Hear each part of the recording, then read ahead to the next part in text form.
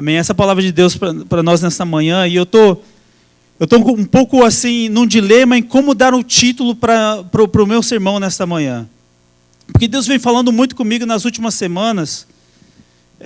As últimas semanas tem sido uma loucura nas nossas vidas. Eu me formei do meu mestrado e nós começamos um processo de transição para poder voltar à Grécia, e tinha muitas incertezas com respeito ao nosso visto, com respeito à nossa casa, o que a gente ia fazer, se a gente ia conseguir o visto para poder voltar ou não. E as coisas foram se encaixando assim de tal forma no último minuto, que a gente, por exemplo, eu me formei no dia 6, no dia 9 já vencia o lease do meu apartamento. E eles não renovavam mais, porque eu já não era mais um aluno, e a gente tinha que procurar casa e tudo mais. E nós conseguimos o visto no dia 4, no dia 6. E daí eu me formei e já começamos a arrumar as malas e encaixotar tudo para a gente poder mudar. E a gente começou então um processo muito, muito louco de mudança, e visitar a família e passar tempo com a família. E é nesse processo assim de loucura, de mudança, que Deus começou a falar comigo. A gente passou um tempo lá em Los Angeles, onde estávamos morando, com a irmã da Molly, visitando ela, passando um tempo com ela, dizendo os nossos goodbyes, né, os nossos adeus. E depois passamos mais uma semana também em San Diego, com uma outra família, com uma outra irmã da Molly, que tem 4 filhos. Passamos lá junto com eles, né, nos alegrando com eles, dizendo os nossos adeus também com eles. Mas ali naquele meio, enquanto a gente estava ali, Deus começou a ministrar no meu coração. Eu passei muito tempo com as crianças, brincando com as crianças, né? Eles gostam muito de mim, eu gosto muito delas também, e a gente passou muito tempo ali. E eu fiquei surpreso que sempre quando eu ia brincar com as crianças, a imaginação delas é tão fértil, né? Que elas começavam assim: não, André, vamos fazer isso aqui e tal, vamos lá. Vamos fazer isso aqui, você tem que fazer isso aqui, que tal a gente fizer isso aqui? E elas iam assim, contando uma história, construindo uma realidade dentro daquilo que a gente estava vivendo ali. Que era quase uma realidade totalmente diferente, E eu ia me deixando por levar e falando: não, vamos fazer, que tal a gente fazer isso? Ou vamos fazer uma barraquinha lá atrás, vamos fazer isso aqui. Brincando como se fosse criança. E nessa brincadeira de criança, Deus falou comigo. Deus falou comigo assim: é necessário uma imaginação para que você possa capturar a outra. Porque no meio ali da imaginação das crianças, enquanto elas me convidavam ali para brincar com elas, eu entrava dentro da história delas e eu começava a semear a palavra de Deus para elas. Falou: não, mas você sabe que Jesus fez isso também, ou você sabe que Deus faz isso, ou você sabe que nós somos assim, ou você sabe que nós somos assado. E começava a entrar dentro da história dela e usar a imaginação das crianças para poder ministrar de forma que elas pudessem entender. E foi um negócio tremendo, porque eu fiquei pensando comigo mesmo, eu falei: Deus, que coisa tremenda é essa? E Deus continuou falando comigo sobre isso. E é então sobre isso que eu quero falar nessa manhã. Eu quero falar sobre o poder de uma nova imaginação. Mas eu estou meio assim, confuso sobre como dar um título para essa mensagem, porque eu não sei se eu chamo ela de brincadeira de criança, porque quando eu comecei a refletir sobre isso, eu senti que Deus faz assim comigo também. Deus me chama para entrar na sua história, Deus me chama para entrar em relacionamento com Ele como se eu fosse uma criança, como se eu fosse como o meu sobrinho de 8 anos. Deus me chama para fazer parte da sua história e entrar, e Ele vai então me envolvendo nos seus planos, naquilo que Ele tem para mim, na realidade que Ele tem para mim. E começa então a mudar toda a minha forma de pensar, e eu começo a viver uma vida totalmente diferente, mesmo que eu esteja nessa realidade, mesmo que eu esteja vivendo dentro de um mundo que não condiz com os valores daquilo que Deus está falando comigo. E Deus começa então a moldar e formar uma nova imaginação dentro de mim, uma nova maneira de pensar, uma nova maneira de agir e de ser. Então eu não sei se eu chamo essa mensagem de brincadeira de criança, ou o processo para uma nova imaginação, se você quer ser técnico e bem adulto, né? Ou se eu chamo o poder de uma nova imaginação. mas quaisquer que seja, eu creio que Deus está nos convidando para entrarmos na sua presença como crianças. Como crianças onde tudo é possível. Onde, enquanto nós nos relacionamos com Deus, as coisas vão se abrindo, as possibilidades de Deus vão se abrindo para as nossas vidas. Mas eu quero dar um disclaimer aqui, quero dar um aviso antes da gente começar. Que o que eu me refiro aqui sobre imaginação não é necessariamente a criatividade, você ficar viajando na criatividade, na sua criatividade sem rumo, sem muita noção, onde todas as coisas, tudo vale, né? Não é isso do que eu estou falando. A imaginação, o imaginário, ele se refere a uma maneira de pensar. Ele se refere a uma maneira de agir e uma maneira de ser. Todos nós somos moldados por uma imaginação. Nós somos moldados por uma imaginação cultural. Todos nós somos moldados por uma imaginação que ela reflete os conceitos, reflete as memórias, reflete a história, reflete os valores da realidade onde a gente vive. Por exemplo, qual que é o seu conceito, qual que é a sua imaginação? Qual é a imaginação que moldou a maneira que você relaciona com as pessoas? Por exemplo, nós no Brasil somos moldados por uma imaginação super relacional. Relacionamentos são importantes para nós, a família é importante, os amigos são importantes. Nós deixamos de lado tarefas e fazeres para podermos dar prioridade aos nossos amigos e às pessoas à nossa volta. Nós também temos um conceito totalmente diferente de tempo. Do tempo cronológico, dos minutos e da hora que talvez um americano possa ter, ou um britânico. Para nós o tempo é, igual o pastor Paulo aqui falou, o churrasco é a partir das 10 horas. 10 horas não é a hora que começa, é a hora que todo mundo vai chegando, e você vai chegando, chega às 11, chega às 10h30, chega às 11h30, e você vai chegando e a gente vai se agregando. Mas para um americano, a imaginação dele a respeito do tempo seria, não, começa às 10 horas, a gente chega às 10 horas e termina às 2 e a gente vai para casa. Né? Nós somos moldados por uma imaginação cultural, a imaginação do nosso contexto. E é sobre isso que eu quero falar nessa manhã, é sobre essa imaginação. Deus quer e procura moldar uma imaginação dentro de nós. E nós vemos isso na Bíblia. A gente vê isso na Bíblia, no Antigo Testamento, com os profetas. A gente vê isso com os profetas como Moisés, lá no Êxodo. Quando o povo já havia esquecido quem era Deus e o que Deus podia fazer, e de repente aparece Moisés para relembrar o povo. E ele fala, lembre-se, Yahvé pode fazer, eu encontrei com o grande eu sou, e ele quer nos tirar do Egito.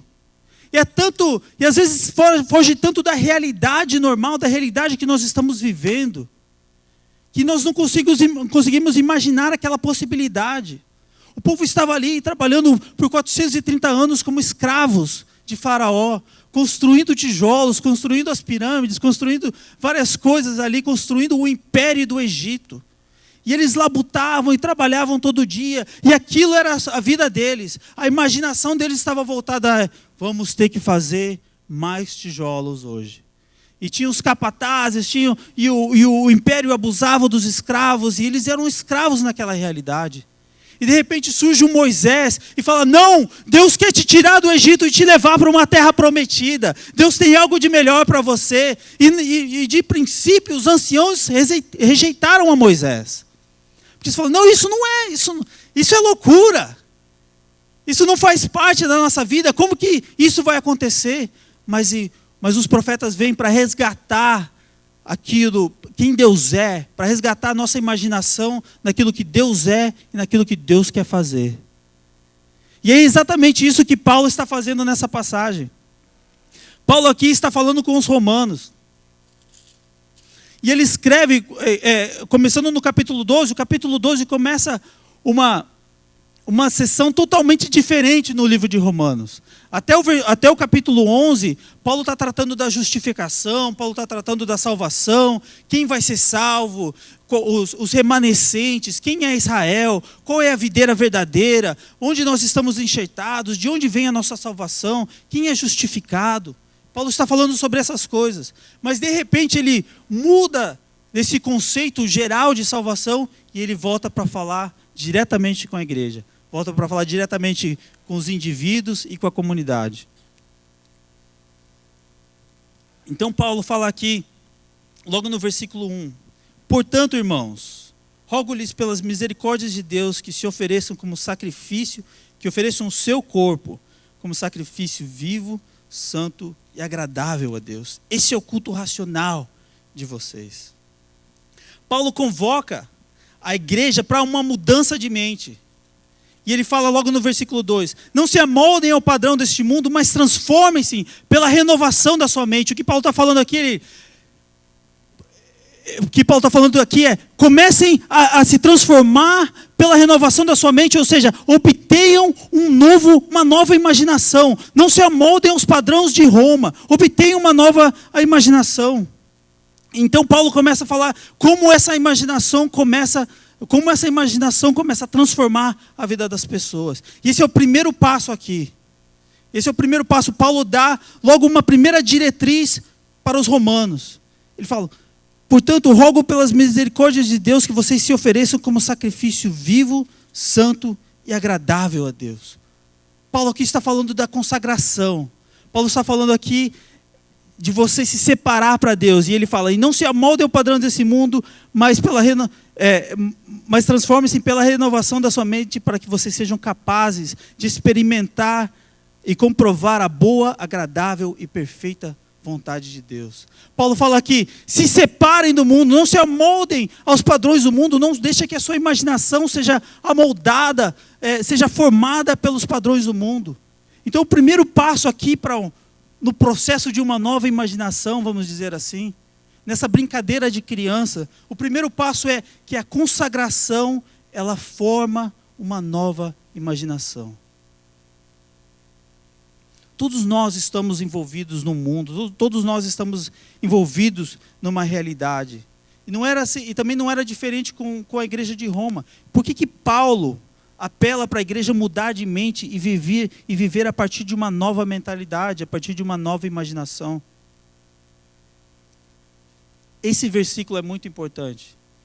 Muitos de nós conhecemos ele já de forma decorada, né? Podemos decorar e citar esse versículo. E nós paramos nesses dois versículos e esquecemos dos demais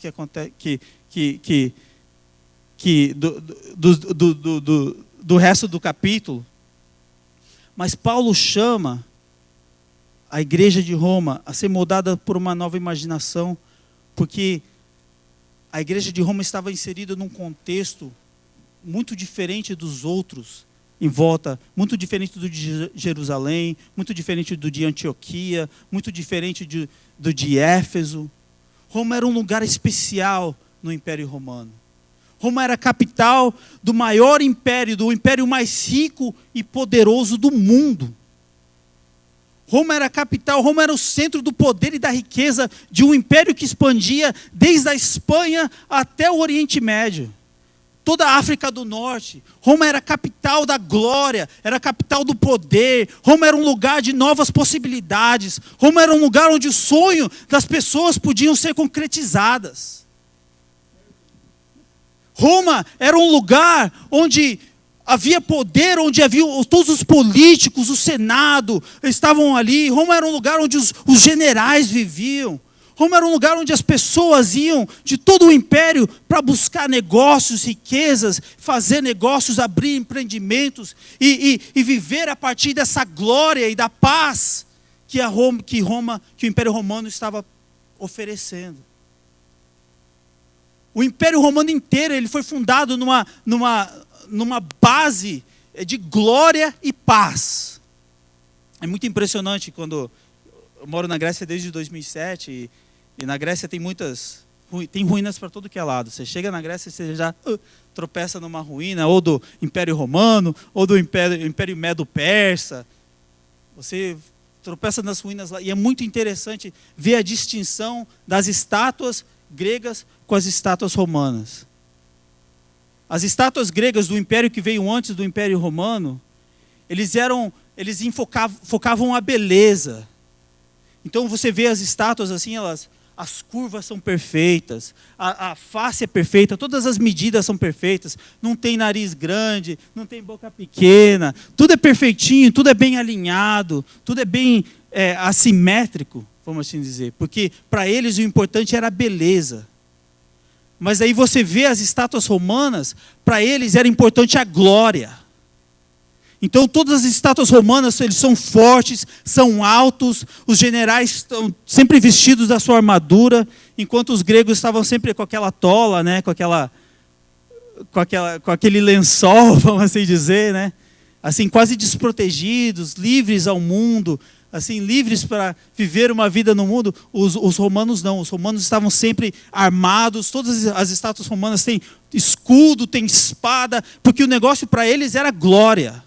E a glória, custe o que custar. E a glória com custo de sangue. A glória com custo de opressão. A glória e a prosperidade, a riqueza com custo de morte.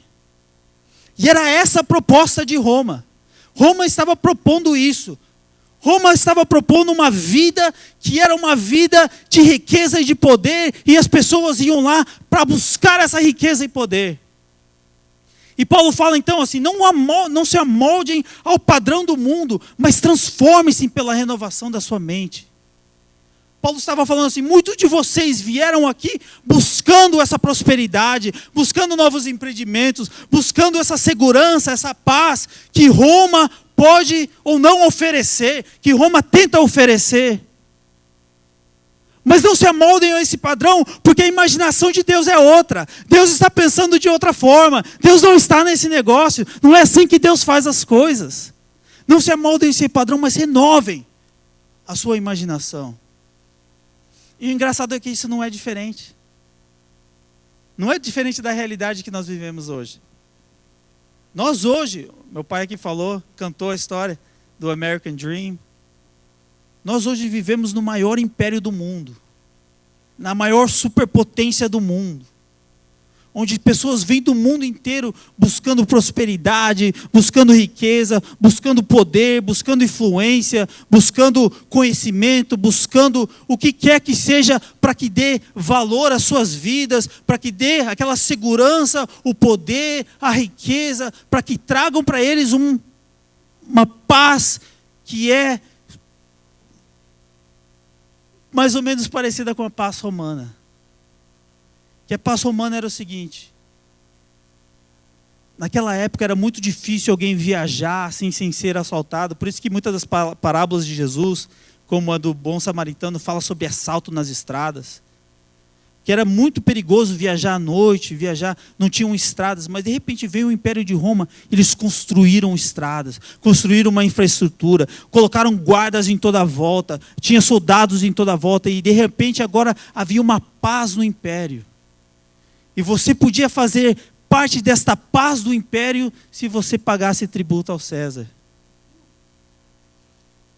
Essa paz estava disponível para você se você pagasse tributo ao César. E esse tributo não era só, está aqui meus taxes. Não era só as taxas, os impostos. Esse tributo, porque César era Deus. César era uma divindade. Esse tributo se envolvia em sacrificar coisas a César.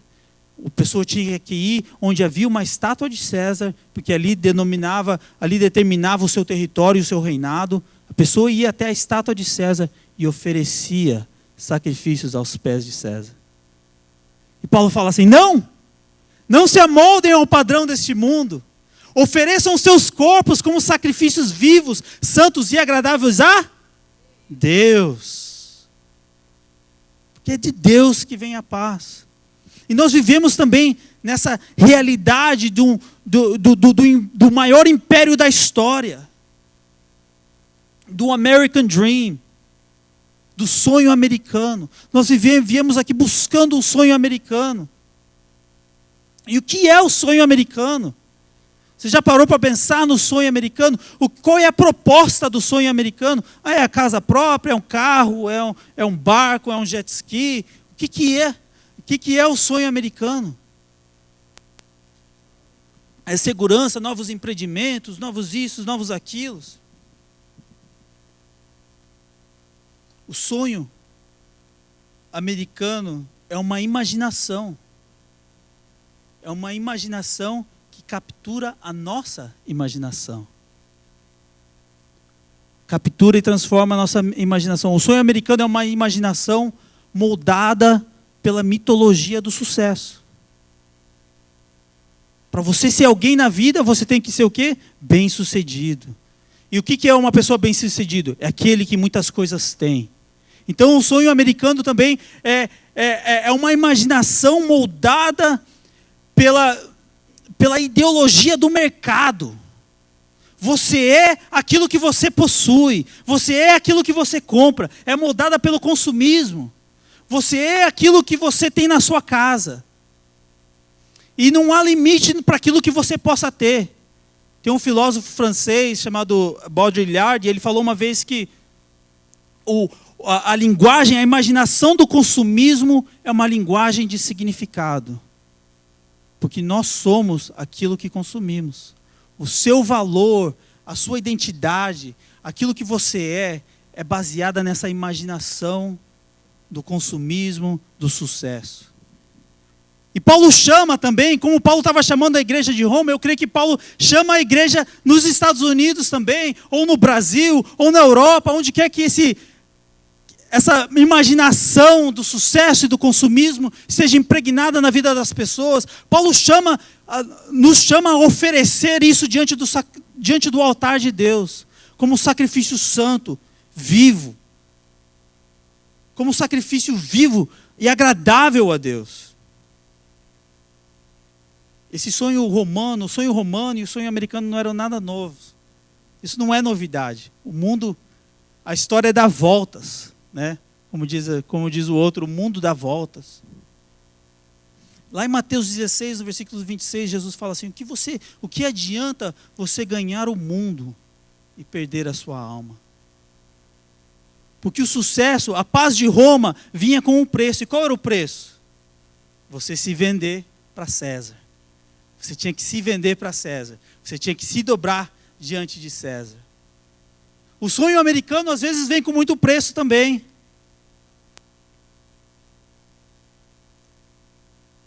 Porque, escuta isso, porque a mitologia do sucesso, ela é baseada num darwinismo social onde só os fortes sobrevivem.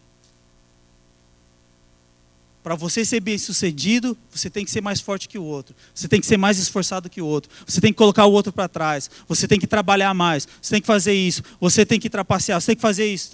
Onde só os fortes sobrevivem. Isso é ser bem-sucedido. Na competição do mercado, só os fortes sobrevivem. Então o sucesso vem em detrimento de outras coisas. Coisas precisam morrer para que algo possa sobreviver. E se nós vivemos pela mitologia do sucesso e a ideologia de mercado, que é a imaginação americana, se nós vivemos por essa imaginação, o que é que tem que morrer para que essa imaginação possa sobreviver? E muitas vezes o que morre é a família, o que morre é a fé, o que morre são os relacionamentos, o que morre são os laços pessoais que temos com as pessoas, as coisas mais valiosas que nós temos hoje. Nós trocamos essas coisas, o que morre é o nosso tempo, o que morre é a nossa paz, para que nós possamos obter o sucesso e viver a partir dessa nova imaginação. E Paulo nos chama então hoje a oferecer os nossos corpos. Olha essa palavra, ofereçam os seus corpos. Eu creio que Paulo usa isso aqui de forma muito intencional. Porque ele vai aqui, do versículo 1, ele vai: ofereçam os vossos corpos como sacrifício santo, vivo, santo e agradável. E lá no versículo 2 ele fala: mas renovem a sua mente. Paulo aqui está falando de corpo e de mente.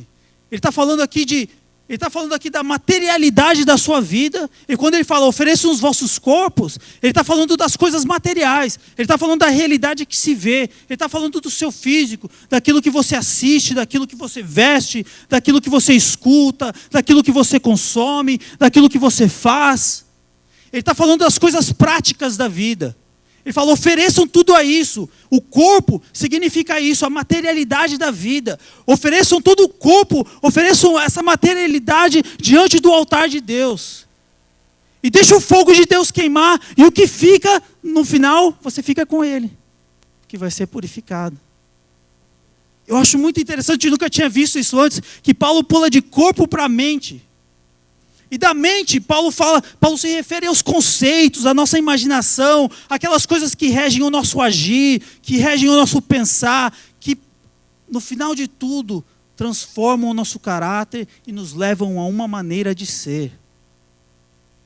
Paulo chama, a consagração envolve os dois. Tem gente que acha que a consagração é uma coisa espiritual, né? É uma prática espiritual, vou jejuar, vou fazer isso, vou fazer aquilo, e o meu espírito vai ficar forte. Mas Paulo chama para a gente se doar de corpo, de alma. Paulo chama para a gente nós nos oferecermos com tudo o que somos. Deus não olha para o seu corpo, para a sua realidade material, para aquilo que você possui, e acha que isso é pouca coisa. Mas Deus chama para que a gente possa trazer tudo isso. Por quê? Por que eu preciso daquilo? Por que eu preciso Por que eu estou com essa pessoa? E esses porquês vão sendo solucionados ali pelo fogo de Deus, que vai purificando as nossas intenções, o nosso caráter, as nossas maneiras de agir.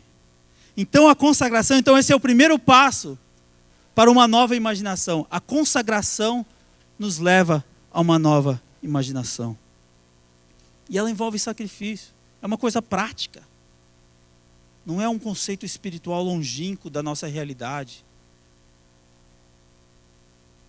Deus está envolvido na nossa vida prática, no nosso dia a dia, no cotidiano.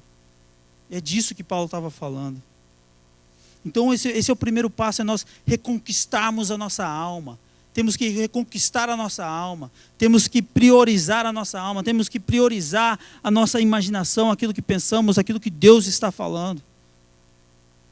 Isso vai envolver sacrifícios, porque tudo à nossa volta fala o contrário.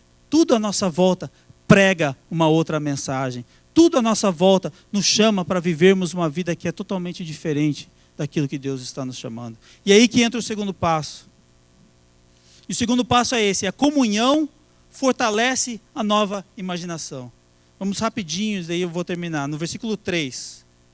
Por isso, pela graça que me foi dada, digo a todos vocês, ninguém tenha de si mesmo um conceito mais elevado do que deve ter, mas o contrário, tenha um conceito equilibrado, de acordo com a medida da fé que Deus lhe concedeu.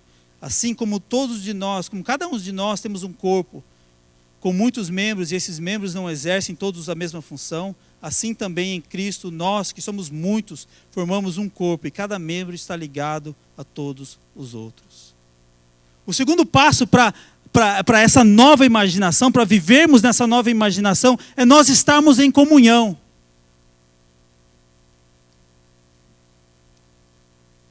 A imaginação americana é uma imaginação do individualismo. Isso não é só uma imaginação americana, isso é a imaginação do sucesso, é a imaginação do capitalismo, é a imaginação das pessoas que querem viver por um outro esquema de valores, vamos assim dizer. Porque qual que é a imaginação americana? Não, se você trabalhar duro, você vai se dar bem. A culpa é sempre do indivíduo, né? Não, é ele que não trabalha. É ele que não faz, é ele que não... ou ela é assim, ou ela é assado. Não, se você fizer, você se dá... Se você sempre chama a responsabilidade para o indivíduo. Você consegue, é você que tem, você que determina o seu futuro, é você que faz. Mas Paulo fala não. Essa imaginação é contrária à imaginação do reino. Paulo fala assim, não pense mais de si mesmo, no versículo 3. Não pense mais de si mesmo do que você tem que pensar. Não tem um conceito elevado de si mesmo. Todos nós dependemos um do outro, ele fala. Todos nós somos partes do corpo. E é nesse corpo, é na comunhão, é na comunidade que essa nova imaginação é fortalecida. Quantos de nós, às vezes, estamos assim, naquele fogo com Deus, estamos indo e fazendo, e de repente, parece que a coisa começa a apagar, vai apagando, a coisa vai ficando morna, começamos a viver outras coisas, pensando outras coisas, vivendo a respeito de outros valores, vivendo à medida de outros valores, falando, não, mas eu preciso, eu chamando a responsabilidade para si, aí já esquece de orar, já esquece de estar com Deus, já esquece de perguntar o que Deus pensa sobre aquilo, e a coisa vai mudando assim devagarinho, porque a gente vai perdendo essa nova imaginação. Quando nós não estamos no corpo, quando nós não estamos na comunidade, nós vamos perdendo esse âmbito de valores, esse esquema de valores, essa imaginação.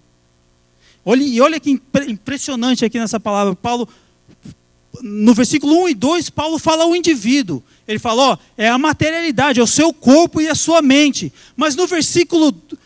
ele fala do corpo individual, do corpo físico ali, no versículo 1. Mas no versículo 3 ao 5, Paulo fala da coletividade. Então ele pega, assim como ele pega do corpo e vai para a mente, ele pega do indivíduo e vai para o coletivo. Ele fala, você foi chamado para viver assim, mas você não vai conseguir, a não ser que você esteja inserido no corpo, a não ser que você faça parte da igreja, a não ser que você tenha um papel no corpo. E é nisso assim que a nossa imaginação é fortalecida. Paulo faz essa transição. Paulo fala de dois corpos. O primeiro corpo é o corpo físico de cada um, meu e teu. Mas o segundo corpo é esse aqui, onde nós estamos agora. Nós somos o corpo de Cristo, você sabia disso? Nós somos o corpo de Cristo. Eu e você somos partes do mesmo corpo. Eu e você precisamos um do outro. Eu e você estamos unidos nesse mesmo organismo vivo. Eu e você precisamos. Eu preciso da vida que você dá. Eu preciso da vida que Deus transmite através da sua vida para mim. E você precisa de mim. E nós fazemos partes do mesmo corpo. Estamos unidos e aliançados. Ninguém pode viver. A minha mão não vai viver se eu perdê-la, ela não vai viver sozinha. Ela precisa do meu corpo para ela viver e exercer a sua função. Assim também Paulo está falando aqui. Paulo fala primeiro do corpo físico, depois ele fala do corpo coletivo. Porque ele fala, é nesse corpo coletivo que você vai então aprender a viver essa nova imaginação. Porque é nesse corpo coletivo que fortalece essa nova imaginação. E uma coisa é certa, se nós não vivermos em comunhão com a igreja de Cristo, nós perdemos sintonia com os sonhos de Deus, com os planos de Deus para nossas vidas. Quando perdemos a comunhão, esse é o primeiro passo. Quando eu vejo alguém assim que já, deixou de vir na igreja, aí eu já, é o primeiro alarme. É a primeira uma coisa que já me faz pensar, a gente precisa se juntar. Vamos se juntar. Vem para perto. Nós temos que andarmos juntos. Só vamos conseguir se nós andarmos juntos e sermos autodependentes. Sermos dependentes uns dos outros. Então lá no versículo 12, no 3, Paulo fala assim, não traga a imaginação, no capítulo 12, versículo 3, Paulo fala, não traga a imaginação de Roma para dentro do corpo de Cristo. Ele falaria o mesmo hoje. Não traga a imaginação do mundo para dentro do corpo de Cristo. O individualismo prepotente não tem lugar na comunidade de Cristo. Às vezes as pessoas vêm e falam, não, mas eu quero isso, eu quero aquilo, eu quero assado. Aquele individualismo prepotente, não, mas eu vou fazer, não, mas eu. O ego está tão grande que está inflamado, está impossível de ouvir aquela coisa que Deus está fazendo e o que Deus quer ministrar na vida da pessoa. E esse individualismo está tão impregnado na nossa cultura que muitas vezes as pessoas vêm para a igreja pensando, só querendo ouvir o que elas querem ouvir. Não foi isso que o pastor Luciano Subirá falou? As pessoas mudam a mensagem da Bíblia para poder agradar as outras pessoas, para poder agradar os ouvidos das pessoas. Porque as pessoas falam, não, mas eu não quero ouvir isso. Não, mas eu não vim para isso. O culto não foi bom para mim hoje. Não gostei daquela música. Eu. Mas Paulo fala, nós fazemos parte de um corpo. Nós estamos inseridos num corpo. E é porque é no corpo que nós aprendemos qual é a nossa função. Olha o que Paulo fala aqui. Assim como também em Cristo somos nós, que somos muitos, formamos um corpo e cada membro está ligado um ao outro. É no corpo de Cristo que nós aprendemos quem nós somos no reino de Deus. É muito difícil você aprender isso. É impossível você aprender isso fora da igreja. Porque no corpo de Cristo, é você inserido na comunidade de Cristo, que você aprende qual é o seu chamado, aquilo que Deus está te chamando para fazer, quais são os seus dons, aquilo que Deus está chamando para você exercer, como que Deus quer que você sirva na igreja, e como que Deus quer que você trabalhe agora no seu reino, o que Deus quer que você faça. No corpo de Cristo que essa identidade é desenvolvida. Então essa imaginação, a imaginação do reino é fortalecida. E é no corpo também que nós aprendemos a permanecer. Eu acho isso um dos maiores dons do mundo hoje. Nós aprendemos a permanecer. Você já pensou nessa palavra, permanecer? Quão pouco nós permanecemos? Quão pouco nós permanecemos com as mesmas coisas? Quão pouco nós permanecemos com os mesmos amigos? Quão pouco nós permanecemos com o mesmo cônjuge? Quão pouco nós permanecemos com a mesma igreja? Paulo fala aqui da união do corpo, porque é nessa união que nós aprendemos a permanecer. E nessa permanência que nós somos fortalecidos para vivermos aquilo que Deus tem para nós. E é nisso que nós entramos no último ponto aqui, no ponto 3. Então o ponto 2 era a comunhão, o ponto 1 era a consagração forma uma nova imaginação. O ponto 2 era a comunhão fortalece a nova imaginação. E o ponto 3 é a missão faz a nova imaginação acontecer. Porque, amigo, você não foi chamado só para ficar pensando, só para ficar viajando, só para ficar ali, só você e Deus, pensando nas possibilidades. Não, Deus te chamou para uma missão. Deus te chamou para agir. Deus te chamou, você é um agente. Você é um sujeito.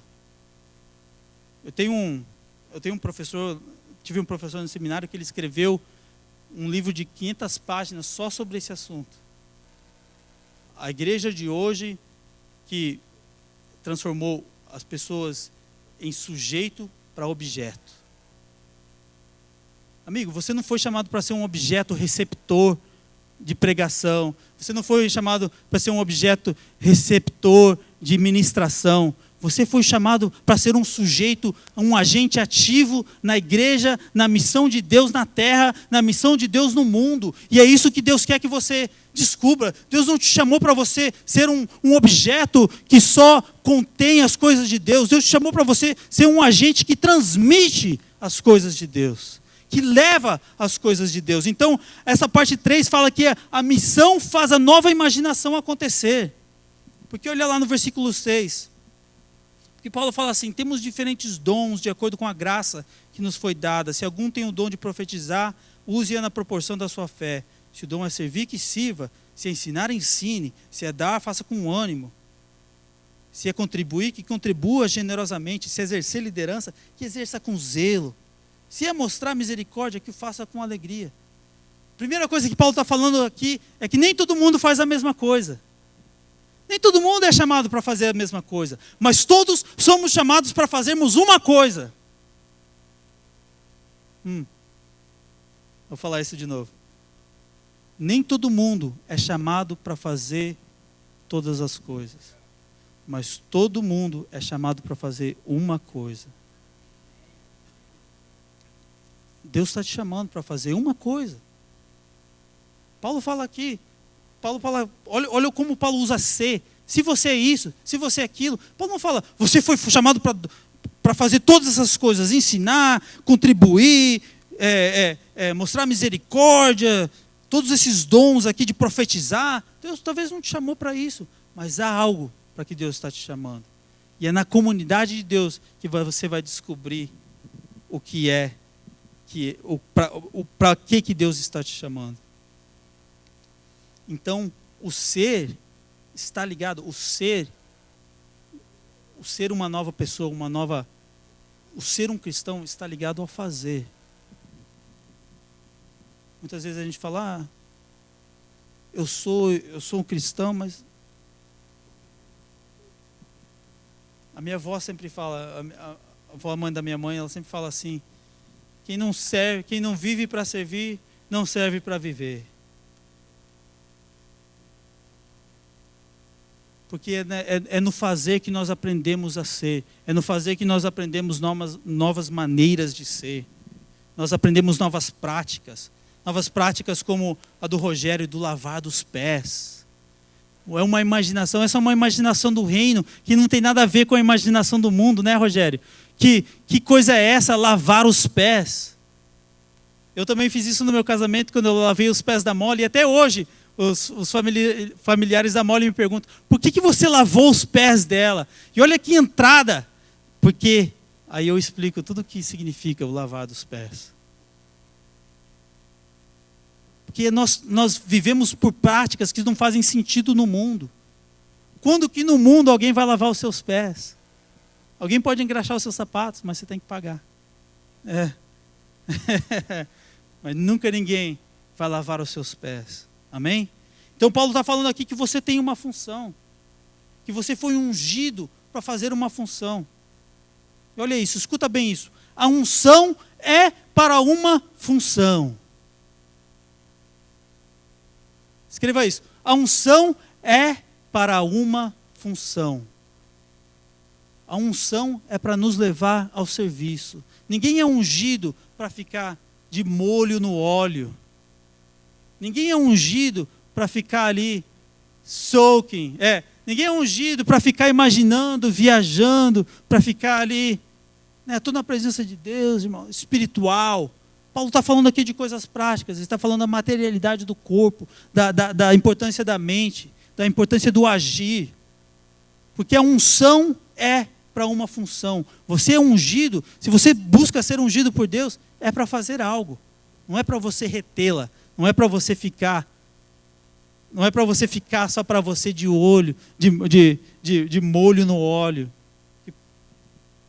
Passa o tempo, essa coisa vai apodrecendo, você não vai exercendo a sua função e você perde o sentido de ser. Você fica um cristão voltado só para si mesmo, longe do corpo, espiritual, mas só voltado para si mesmo.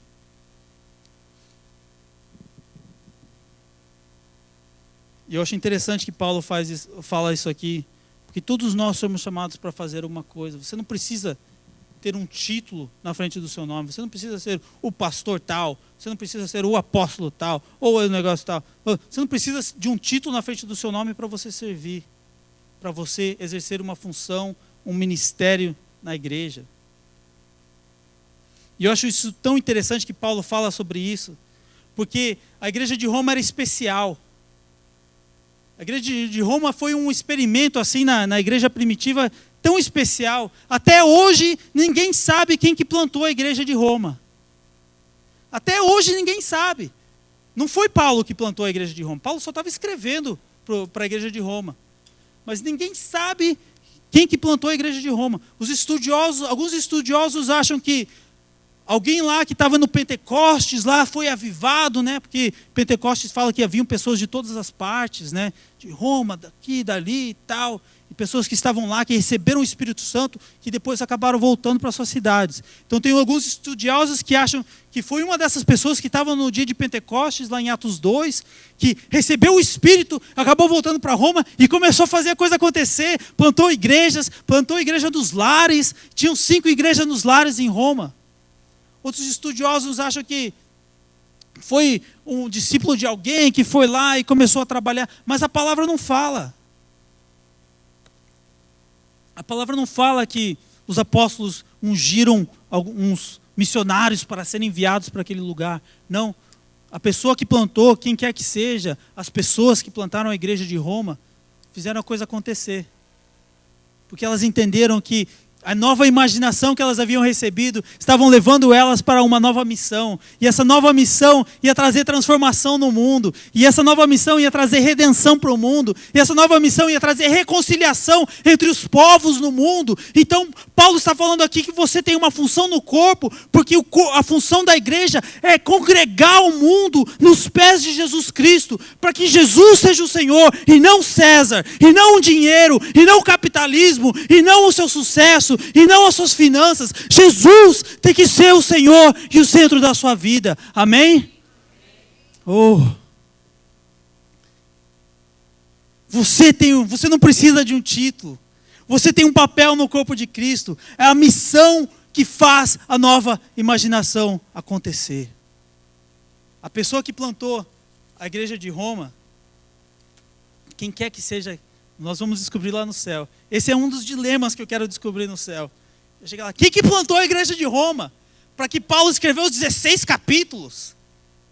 É 16, né? Ó. Quem que plantou a igreja de Roma? Aí o sujeito, não, fui eu. Por que o seu nome não está na Bíblia? Não, porque eu fiz a coisa acontecer. A gente foi indo, de repente a igreja... Tanto que Paulo falou, eu quero ir visitar vocês. O desejo de Paulo era ir visitar os romanos. Amém? Vamos concluir então. Deus está nos chamando para uma nova imaginação. Deus está nos chamando para uma nova maneira de ser, uma nova maneira de viver. Mas por que Ele nos chama para uma nova imaginação? Ele está nos chamando para fazermos parte da sua história. Lembra que eu comecei falando que eu estava brincando com os meus sobrinhos e nós ali fizemos uma história? Deus está nos chamando, Deus está escrevendo uma história no mundo hoje. Deus está escrevendo uma história no mundo hoje. Ele está chamando a gente para fazermos parte desse processo. Deus está chamando a mim, a você, para escrevermos uma história diferente. Uma história diferente da história de Roma. Uma história diferente da história das mitologias e ideologias do mundo hoje. Uma história diferente, uma história de redenção, uma história de perdão, uma história de amor, uma história de salvação, uma história de esperança. Acima de tudo é uma história de fé. Deus está nos chamando para vivermos pela fé. Não há como viver essa nova imaginação, senão pela fé. Porque é pela fé que nós aprendemos a viver a partir daquilo que Deus é, do ser e do poder de Deus. É pela fé que nós vivemos a partir daquilo que Deus é e daquilo que Deus faz. E toda essa lição do capítulo 12 está ligado numa só palavra. Toda a lição do capítulo 12 de uma nova imaginação está ligado numa só palavra. Abre lá comigo, Romanos 12, versículo 1.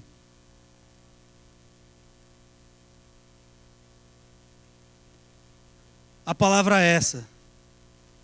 Portanto, irmãos. Essa é uma conjunção. Essa é uma conjunção. Essa é uma conjunção que traz duas ideias juntas. Paulo fala assim, portanto, toda essa imaginação, essas possibilidades, aquilo que Deus quer fazer, está ligado no portanto. Portanto o quê?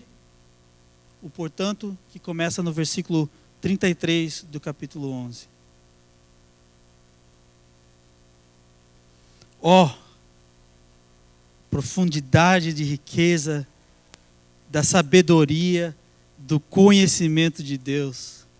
Quão insondáveis são os seus juízos e inescrutáveis os seus caminhos. Quem conheceu a mente do Senhor?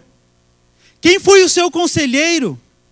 Quem primeiro lhe deu para que ele o recompense? Pois dele, por ele e para ele são todas as coisas. A ele seja a glória para sempre. Amém. Esse é o Deus que servimos. Esse é o Deus que nos convida a fazermos parte da sua história. Amém? Amém. Vamos orar. Pai. Oh, Deus Pai, obrigado, Senhor.